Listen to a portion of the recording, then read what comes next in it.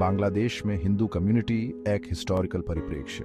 बांग्लादेश एक समय जो इंडिया का ही हिस्सा था, हमेशा से अलग अलग धर्मों का घर रहा है। हिंदू कम्युनिटी देश की पॉपुलेशन का एक इम्पोर्टेंट हिस्सा ने बांग्लादेश के इतिहास, संस्कृति और विकास में बहुत बड़ा योगदान दिया है। लेकिन आजादी के बाद के सालों में उन्हें कई चैलेंजेस और भेदभाव का सामना करना पड़ा है। जमीन के अधिकारों से लेकर धार्मिक आजादी तक कई मुद्दों ने कम्युनिटी की मुश्किलें बढ़ा दी हैं। 1971 में पाकिस्तान से आजादी के बाद से ही बांग्लादेश में हिंदुओं पर हमले होते रहे हैं। देश के संविधान में सभी धर्मों के लोगों को समानता और धार्मिक आजादी का अधिकार है, लेकिन असलियत में ऐसा नहीं होता। हिंदू कम्युनिटी खासकर गांवों में अक्सर भेदभाव, अत्याचार और हिंसा का शिकार होती रही है। दुर्गा पूजा हिंसा एक चिंताजनक प्रवृत्ति। हाल के सालों में दुर्गा पूजा हिंदुओं का एक मुख्य त्योहार, सांप्रदायिक तनाव और हिंसा का एक निशाना बन गया है। 2021 में दुर्गा पूजा के दौरान सोशल मीडिया पर कथित तौर पर धार्मिक भावनाओं को ठेस पहुंचाने वाली एक तस्वीर के बाद देश भर में हिंसा फैल गई, जिससे कई मंदिरों और हिंदू घरों पर हमले हुए और कई लोग मारे गए। ये घटना बांग्लादेश में धार्मिक असहिष्णुता की बढ़ती प्रवृत्ति और अल्पसंख्यकों, खासकर हिंदू कम्युनिटी की वल्नरेबिलिटी को दिखाती है। सोशल मीडिया के प्रसार ने अफवाहों और नफरत फैलाने वाले भाषणों को तेजी से फैलने में मदद की है, जिससे तनाव और हिंसा भड़क उठी है।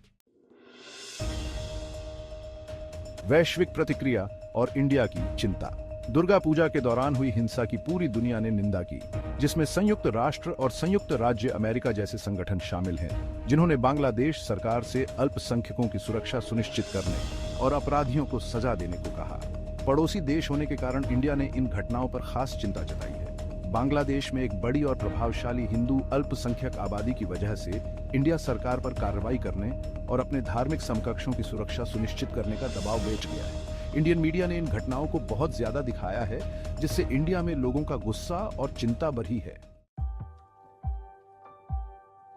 सेक्शन 4, सुरक्षा और न्याय की मांग। हिंदू कम्युनिटी की आवाज।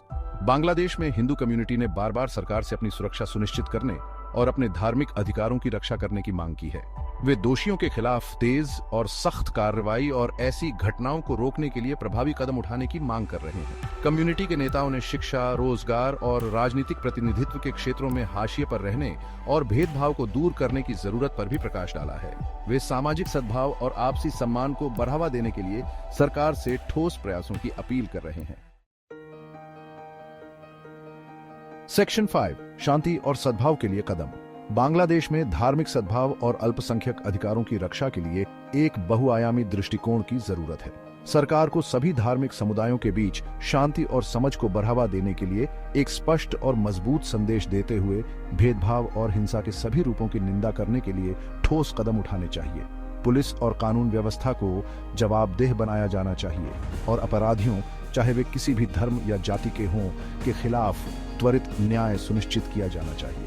शिक्षा व्यवस्था को सहिष्णुता, धार्मिक सद्भाव और आलोचनात्मक सोच को बढ़ावा देने के लिए बेहतर बनाया जाना चाहिए। अलग अलग धार्मिक समुदायों के बीच बातचीत और सांस्कृतिक आदान प्रदान को बढ़ावा दिया जाना चाहिए, ताकि आपसी समझ और सम्मान को बढ़ावा मिले।